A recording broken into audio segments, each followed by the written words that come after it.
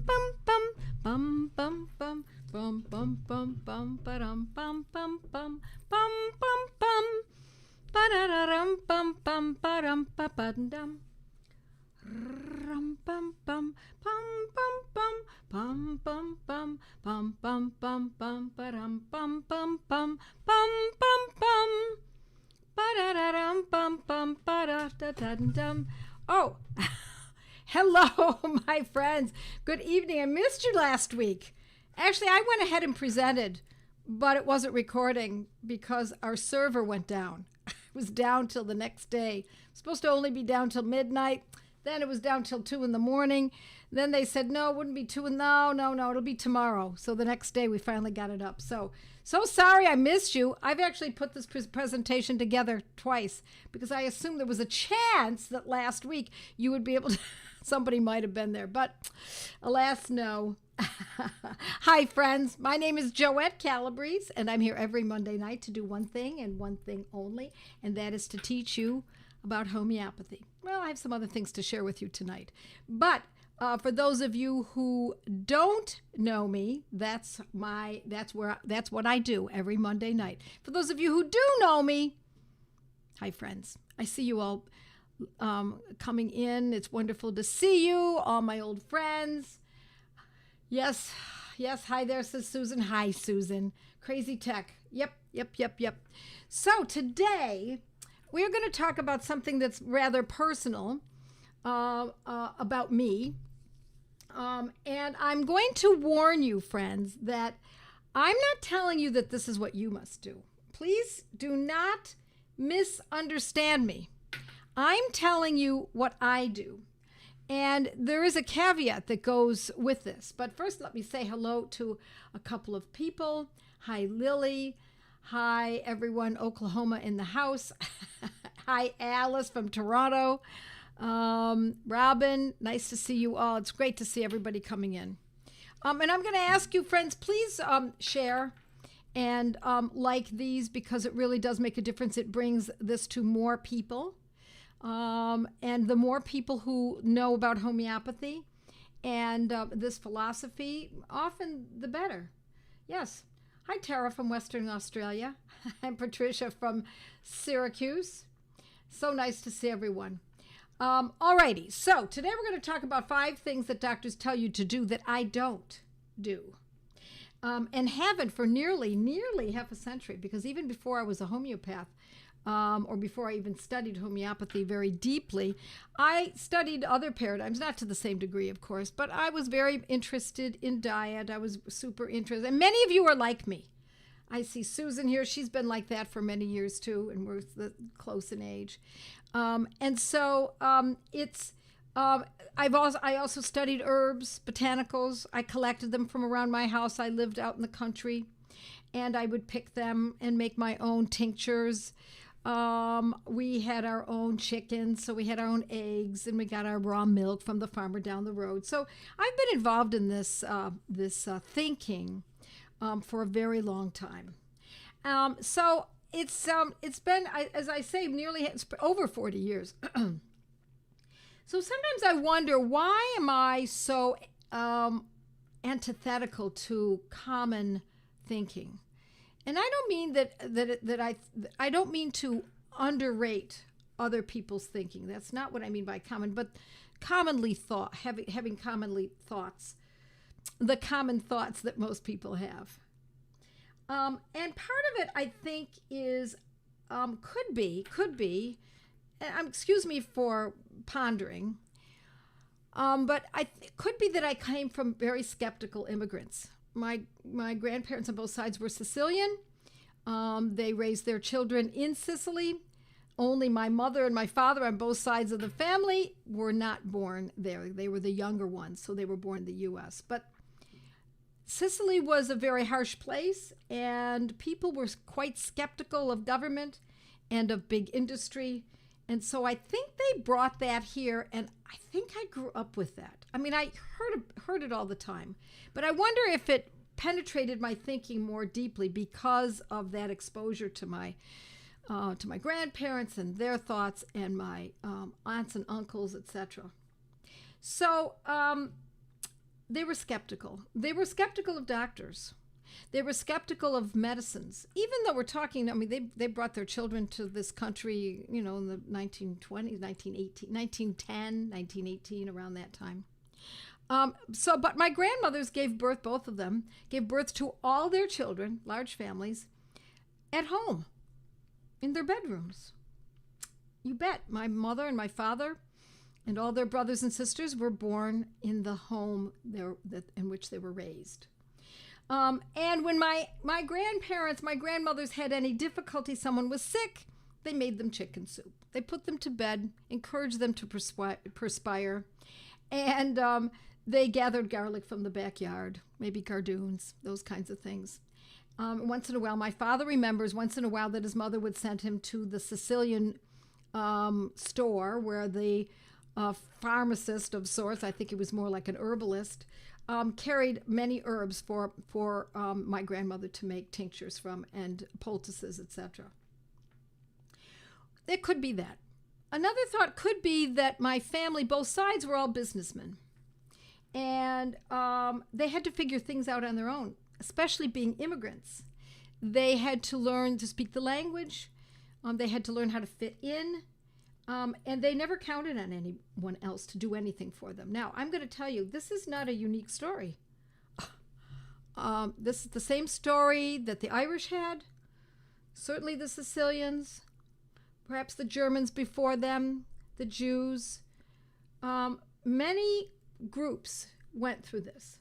And so I feel privileged to be, maybe it's because of my age, I'm a little bit closer.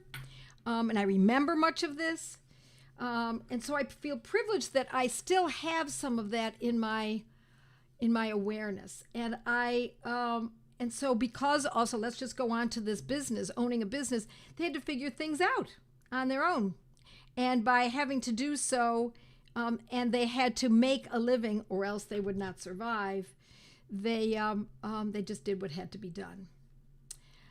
Then I have to say another thought I had was that I've always been, before I went into homeopathy, before I became a mother really, and started to study homeopathy to protect my family, I had always been in sales. I was in real estate sales in D.C. I was in media sales. I sold television time for a small television company, an independent station called WUTV outside of Buffalo, New York. And then I moved from there to WGRZ, which was the NBC affiliate, and I had to sell. And it wasn't the fact that I had to sell, it was how I sold, especially television. I've told this story before. When I was working at the independent station, and all television stations were done this way, and they still use this. They used Arbitron and Nielsen to determine how many people were watching specific programs, and I was selling the specific programs, as was the other members of our sales staff. And so we would get the Arbitron and Nielsen numbers, and there were methods in which you could get the numbers and show that your program, when it was repeated over and over again with lots and lots and lots of airtime, would produce a certain number of an audience. And the audience, the most valuable audience, was 18 to 49 or 25 plus or women 25 plus, etc. And what was really fascinating is that when I left that small independent television station, I immediately went and worked for NBC affiliate, and I used the exact same books, Arbitron and Nielsen, and played around with the numbers. I did not lie. I'm going to tell you, my friends, I did not lie. But I moved the numbers, I arranged them so that it benefited my selling the WGRZ, the NBC affiliate station. And so it was my first foray into learning about how numbers can be manipulated. And so I have this book, not because I planned to do this, but it's called How to Lie with Statistics by Daryl Huff. And the reason that I own this book is because it's really great to be able to understand, if you want to outsmart a crook, learn his tricks, because numbers can be adjusted according to the needs of the seller. So it's a very fascinating book. It's fun. It's very short, and there are little cartoons in it, so it makes it lighthearted. So that's probably what positioned me in thinking this way. And this way is, I've always told my children when they were growing up, look around, see what everyone else is doing, and I want you to do the opposite. So that met with food, even with certain educational situations, and many other areas of life.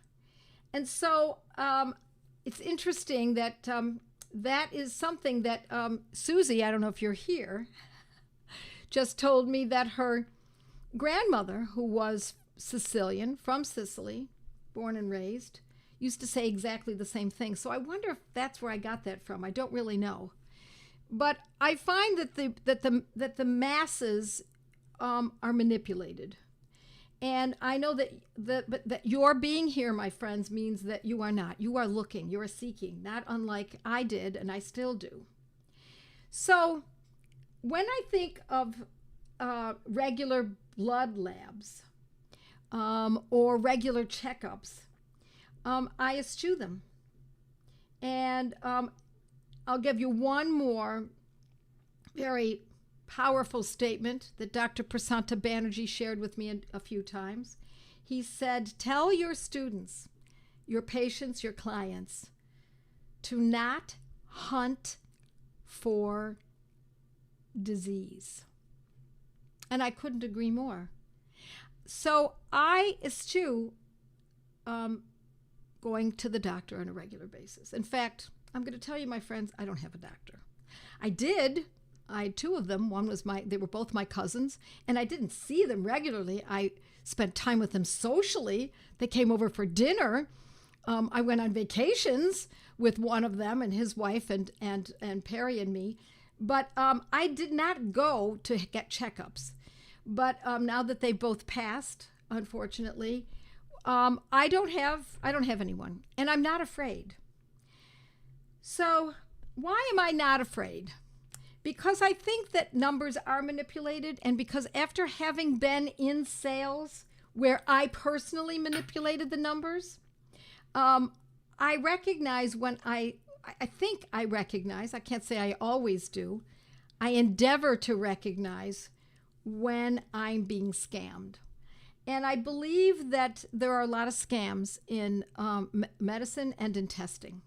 Now, I'm going to go back and forth on this because I'm going to tell you what I believe in, how I approach it. But I also want you to know that it does not mean you should not go for tests. I'm going to reiterate that a few times tonight because you have to be comfortable with this, and I don't know your particular circumstances, and there may be times when you need to know, and sometimes you really do need to know, have a diagnosis that's been determined by a professional medical person. So I always found that yearly checkups cause a cascading effect. You go for the checkup, they're bound to find something. Why? Well, I don't know if you've ever looked at your skin. It's not perfect. Look, I've got wrinkles on my skin. Does that mean that I've got something? Do I have wrinkles inside? Might I have something going on inside? Well, I might. In fact, it's very likely that I have something going on inside. But I make the assumption that I'm fine because I am fine. And so it is very easy to get caught up, even if I believe that down to my toes, that I am fine.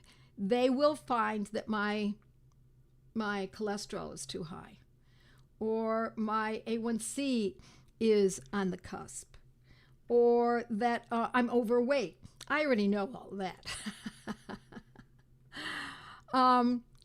But what's done is then often there's a fear factor.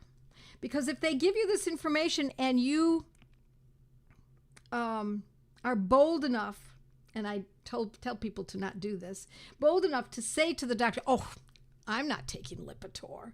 I don't take statin drugs. I would never do that. What you're doing, my friends, is slapping them in the professional face. What you're doing is telling them, what do I need you for? I would not want your solution. I'm just here to get your information, but I don't want your solutions. That is an insult, in case you haven't recognized that. Don't believe for a second that generally speaking, doctors are there to try to figure it all out for you and accept the fact that you would say no thank you to their methods. There are doctors who are like that. They are rare. They're becoming less rare, but they are indeed rare. So number one, I've never been for a mammogram. Now, why would I go for a mammogram? I don't see anything wrong. I don't have any problems there. I don't have lumps. But if I did have a lump, I would, my first thought would be to tighten up my lifestyle, change my diet, make it a little bit more pure. And although my diet is pretty darn good, I would tighten it up further. I would use a homeopathic medicine immediately, specific for that. So, and then if it was still a problem, in spite of my efforts, I might go to a chiropractor. I do have a chiropractor who I trust, and get his opinion as well. Before I went and perhaps had, well, I would prefer not to have a mammogram. I would still want it to be palpated, because that's where the real information lies, not in mammograms. There are too many times when a mammogram shows that there's something very seriously wrong, and it turns out it's not at all. So I'm not going down that lane. The second one is pap smear. I used to get pap smears years ago. I don't do that. And one of the reasons I don't do it was I learned that from Dr. Mary Catalano, the rare doctor that I used to home birth my children back 37 years ago, 32 years ago, and 30 years ago, who said, do not get a pap smear. She said, clearly, nothing belongs there but your child and your husband. Do not get a pap smear. And so I took it to heart. I agree with her. Now, let's say there was something wrong. If there's breakthrough bleeding, if there's a woman who is showing some kind of bleeding and she's 70, now we need to know. I would use homeopathy. I might change the diet, and I would do this very quickly. And then I would go to the idea that perhaps a pap smear is in order. So I wait. I push it off. Some people would say that's imprudent. I don't believe so. The third is a colonoscopy. First of all, let me say, are you kidding me? There's no way. There's no way I'm not getting that. If there's something wrong with the old colon, I will fix it homeopathically. I will change my diet, but colonoscopies, no go. Do I have to explain why, my friends?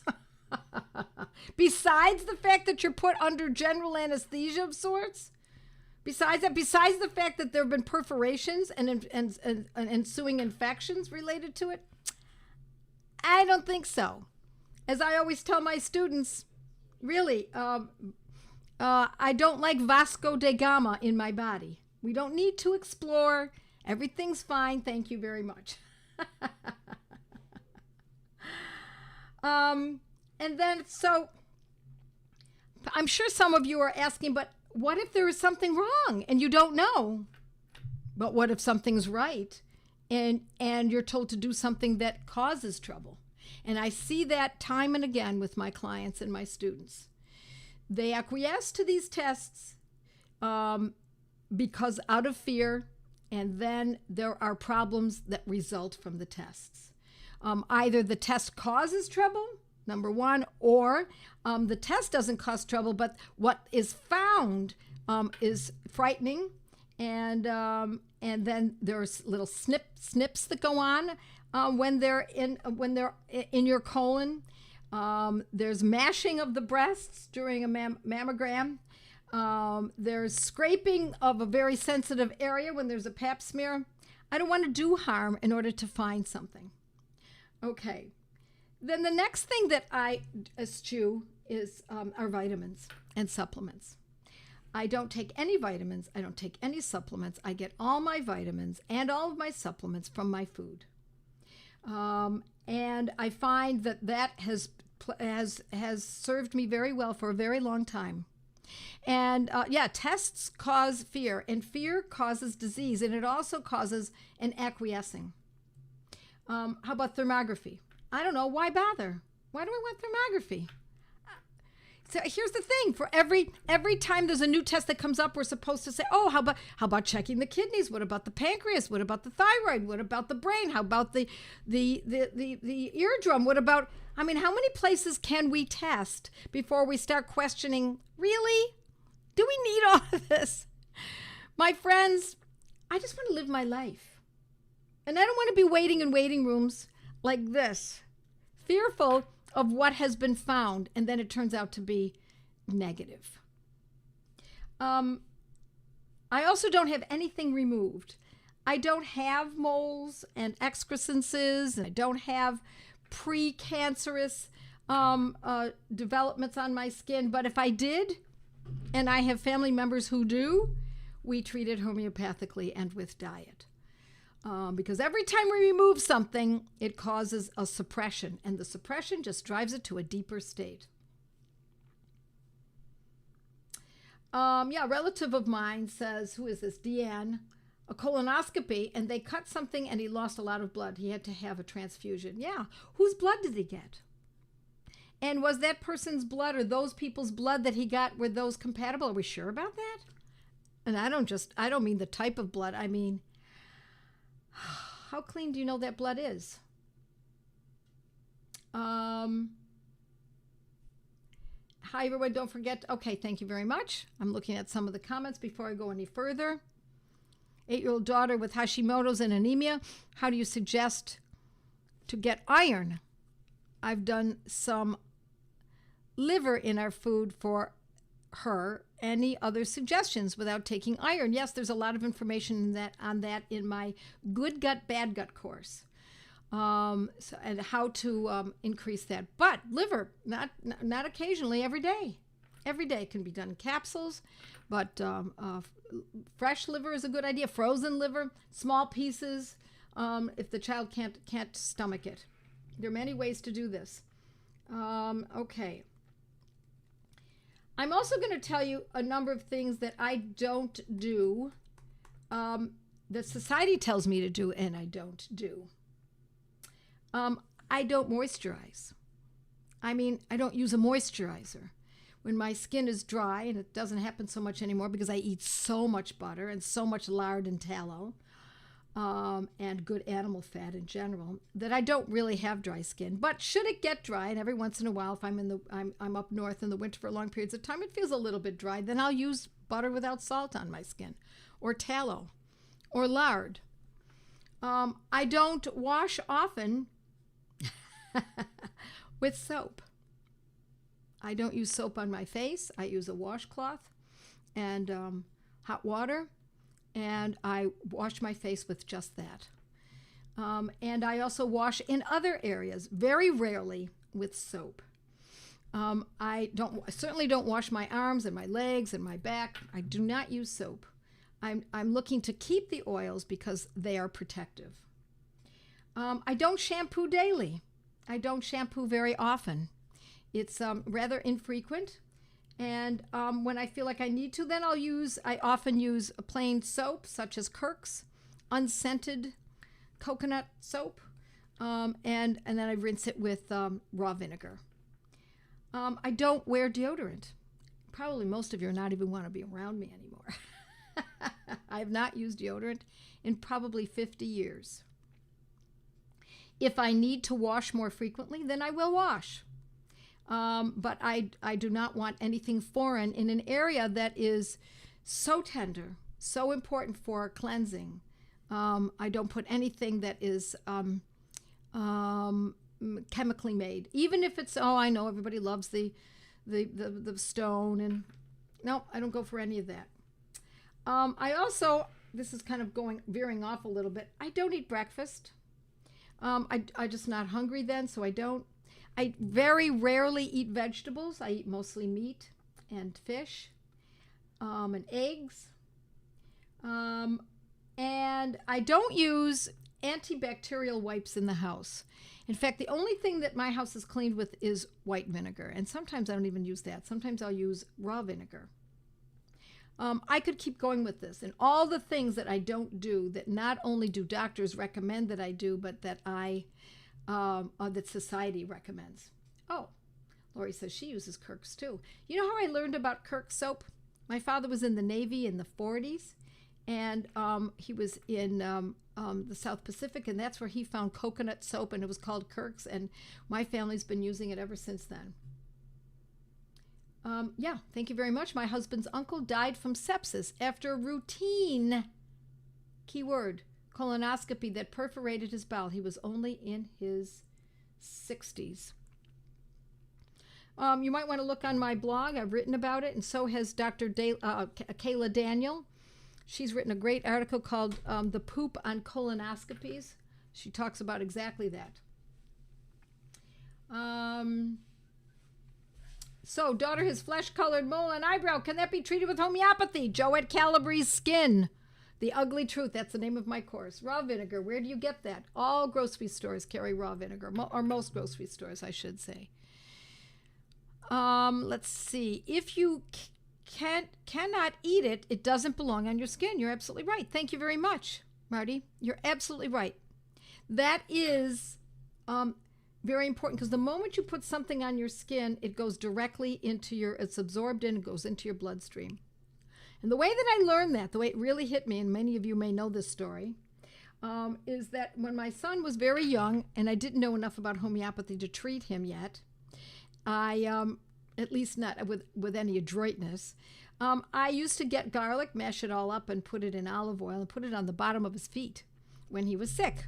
So he was only, I don't know, two, maybe 3 years old, and he was not well. And so I said, okay, hold still. I had him on the bed, put an old towel under his feet, and I put the olive oil and garlic on the bottoms of his feet, and said, now hold still. I put the socks on his feet, went and washed my hands, and came back, covered him all up. And by the time I put the socks on his feet, washed my hands, covered him all up, and was ready to put him to sleep and kiss him, I could smell the garlic on his breath.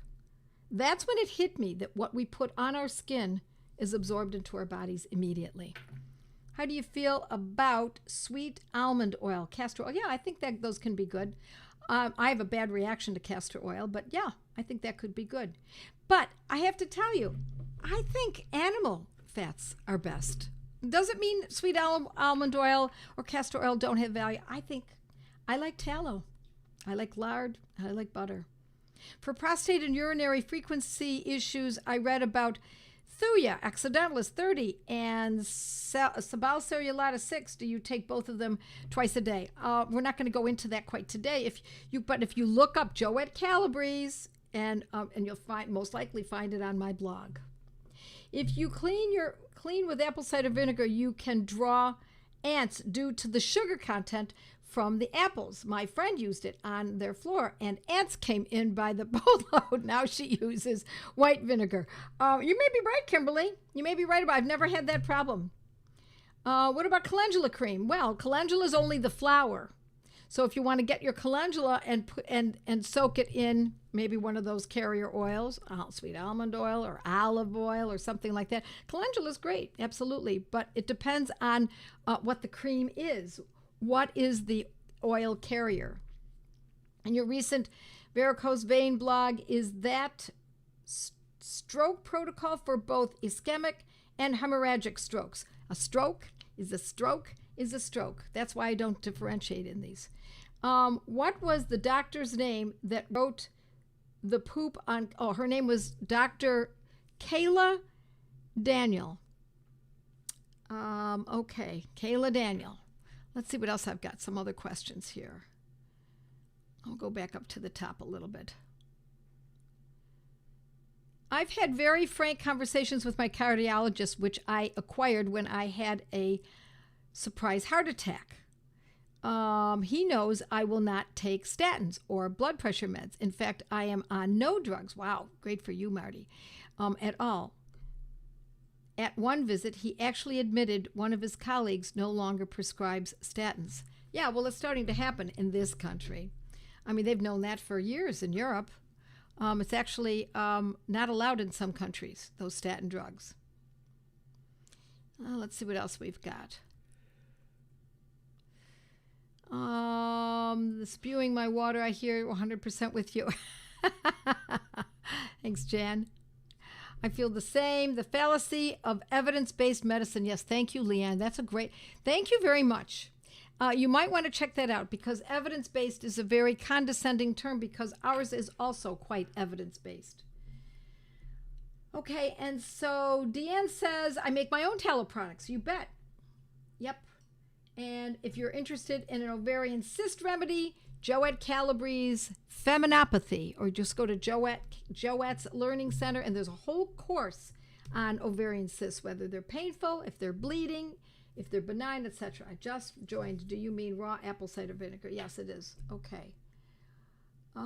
Okay. What if Pap smears shows HPV and precancer? Feminopathy, my friends. That's the course. Go to my course titled Feminopathy because a lot of these tests, I'm not going to go any further than that. I won't go any further. You see, that's what happens. That's exactly what happens. Now you must do something, right? Now you must. I'm getting all kinds of brown spots on my skin. How do I deal with that? I have not asked the doctor about them. So you go to Joette's Learning Center and scroll down till you see Skin, the Ugly Truth. I'm sorry to keep sending you to my courses, but my friends, I can't give you exact information. You really have to go to something where you're not only going to get the protocol for this, but also that on top of that if there's an SOS that's needed, but also how to manage the case, because the easy part is knowing which medicines to use. The hard part is knowing what to do once you've started to get benefits or you've seen no benefits. Let's see what else we've got. Yeah, and always try my blog first. All right. Haven't used soap in years, says Liz. People are always surprised. All you need is rinse and occasional scrub with a washcloth. You're absolutely right. That's exactly how I do it. Absolutely. Yes, ma'am. A relative of mine. Okay, that we read that already. How can I disguise the taste of a tincture, Lomatium tincture? Well, I don't know. To disguise a taste, you might want to just put it in, a lot of milk, glass of raw milk, or something like that, something that has enough coating that would help you. Thank you, Alice. Your weight is perfect for your height, which varies, or other way around. I know. Yes. Dan says they find something because they need a reason to prescribe a medication, because what good are certain doctors if they don't tell you something? They have to give you something. They have to tell you something. It's because if you keep going in and every time they go, don't worry, just relax, it'll be fine, then you might very readily go to another doctor to get a drug, because some people are or another test and another test on top of that, because some people really insist on tests. Figuring out what a healthy diet is can be confusing. Everyone disagrees about what is good and what is bad. The last one I followed for thyroid issues was about combining the right fat and protein and carbs at the right time.